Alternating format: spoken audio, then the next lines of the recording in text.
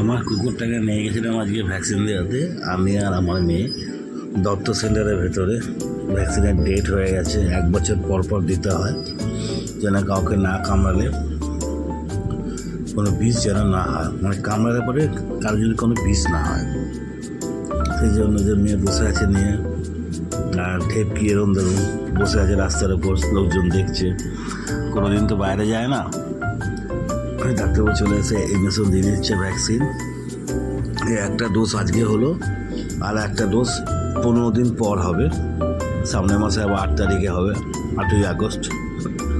চুপচাপ বসে আছে, ধরে আছে, কিন্তু কোনো কিছু লাফালাফি করেনি, এটাই ভালো।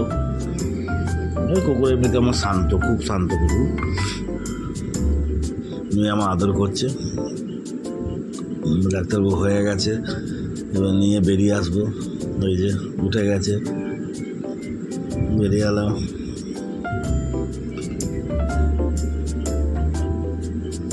Tata, bye bye.